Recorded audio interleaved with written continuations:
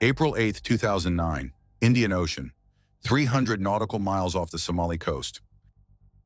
The Maersk Alabama goes dark. AIS transponder offline. Radio contact lost. This is a 17,000-ton container ship carrying food aid to East Africa. 20 American sailors aboard, and somewhere in those waters, someone just made them disappear. USS Bainbridge receives the intercept order from Combined Task Force 151. The Arleigh Burke-class destroyer is 200 miles away. Maximum speed, 30 knots. Time to target, 7 hours. The ship's captain knows what he's looking for. Somali pirates have been hijacking vessels in these waters for months. Standard tactics, fast skiffs, AK-47s, RPGs, overwhelm the crew, seize control, demand ransom. Most ships pay, most crews survive. But this one is different. The Maersk Alabama is flying an American flag. 12 hours later, Bainbridge arrives on scene. The container ship is secured. 20 sailors accounted for. Safe, but the situation is far from resolved. 4 Somali pirates escaped in the ship's enclosed lifeboat, and they're not alone. Captain Richard Phillips, the master of the Maersk Alabama, is inside with them. The pirates are armed. The lifeboat is moving. Distance from the destroyer, 300 yards. Fuel capacity, roughly 96 hours at current speed. The clock just started. The destroyer's captain faces an immediate tactical problem. Rules of engagement for anti-piracy operations in international waters are explicit. Deadly force is authorized only when American lives are in imminent danger. The lifeboat is intact. Phillips appears unharmed. The pirates haven't made threats yet. Any boarding attempt could provoke an execution. Ship's log records the destroyer maintaining a shadow distance of 200 to 400 yards, close enough to monitor every movement, far enough to avoid escalation. The Bainbridge deploys its SH-60 Seahawk helicopter for aerial surveillance. Thermal imaging confirms 4 heat signatures inside the fiberglass hull, plus 1 hostage. Communications are established. The pirates demand safe passage to Somalia. They want fuel, food, water, and a guarantee they won't be intercepted. The destroyer's captain offers provisions, humanitarian assistance, but no free passage. The negotiation begins, but intelligence from CENTCOM paints a darker picture. Somali pirate networks operate on a strict protocol. If negotiations stall, hostages are transferred to larger vessels for extended ransom situations. If capture appears imminent, hostages are killed to eliminate witnesses. The Bainbridge doesn't have weeks, it has days. Day 2. Tensions escalate. One of the pirates fires an AK-47 inside the lifeboat during an argument. The round misses Phillips, but the message is clear. The hostage's value is decreasing with every hour that passes without resolution. Pentagon analysts monitoring from CENTCOM project 3 outcomes. First option, the pirates reach Somali territorial waters, where U.S. rules of engagement become legally complicated. Second option, they transfer Phillips to a mothership, extending the crisis indefinitely. Third option, they execute the hostage and escape. None are acceptable. The destroyer's captain sends a priority request up the chain of command. Subject, immediate tactical support. Recommendation, SEAL team deployment. Day 3. A U.S. Air Force C-17 drops a package into the ocean 50 miles from the Bainbridge's position. Inside the package, 1 rigid hull inflatable boat and 4 SEAL team, 6 operators.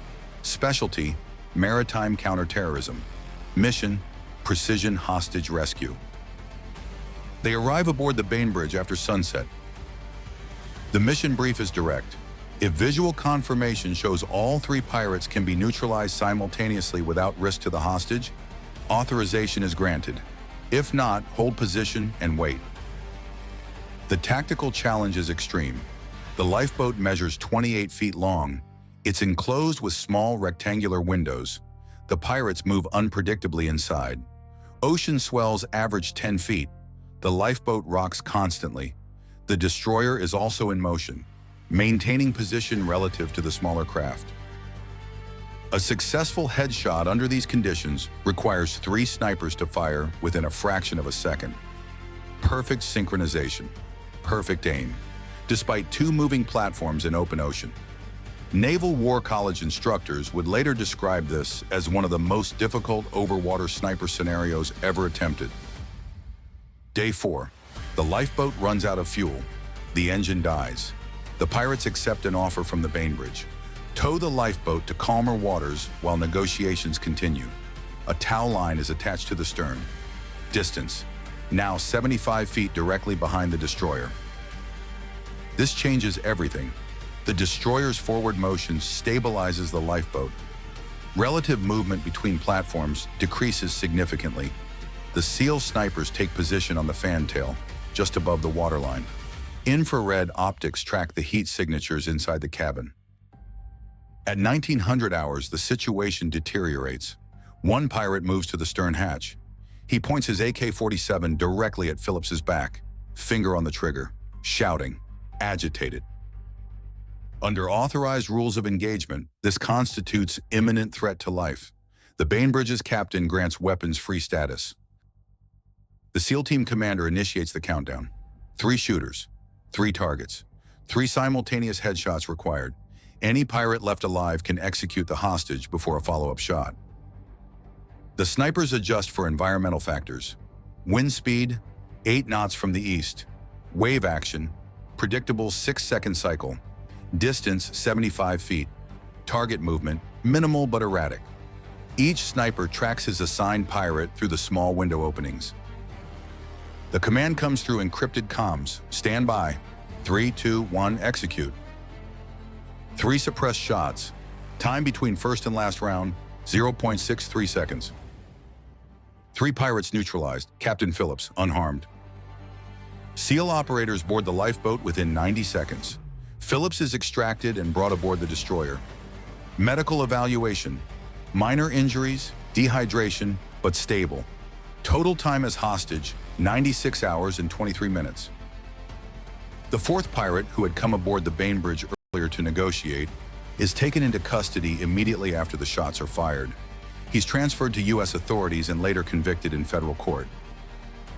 The aftermath reshaped anti-piracy doctrine across the entire fleet. Combined Task Force 151 updated rules of engagement to allow faster authorization for sniper operations in hostage scenarios. Destroyer crews began specialized training for extended shadowing missions with dedicated overwatch protocols. The Maersk Alabama returned to the same East Africa route within months, now carrying armed security contractors. For Somali pirate networks, the message was unmistakable. American flag vessels are not soft targets. Hostage situations will be met with precision force. Ransoms will not be paid. Capture or death are the only outcomes. But the operation also exposed a vulnerability. The Bainbridge waited 4 days for a SEAL team because no quick reaction maritime hostage rescue units were pre-positioned in the region. After-action assessments recommended embedding SEAL detachments aboard anti-piracy task force destroyers in high-threat zones. The change was implemented within a year. Captain Phillips survived. He returned home to a hero's welcome. The Bainbridge crew earned the Navy Unit Commendation for their role in the rescue. The 3 SEAL snipers returned to their classified duties. Their names remain redacted in official reports. USS Bainbridge continues operating today. DDG 96, same hull number, same mission. Somewhere in contested waters, protecting American interests, ready to respond when the next merchant vessel sends a distress call. And somewhere in the Gulf of Aden, right now, a destroyer is tracking contacts, watching radar screens, monitoring radio frequencies, because the next skiff moving too fast toward a cargo ship might not be fishermen, it might be pirates. And if there's an American flag on that ship, the response will be immediate. The question that echoes through every anti-piracy brief: if the pirates had reached Somali territorial waters 12 hours earlier, before the destroyer arrived, would the outcome have been different? Nobody wants to find out.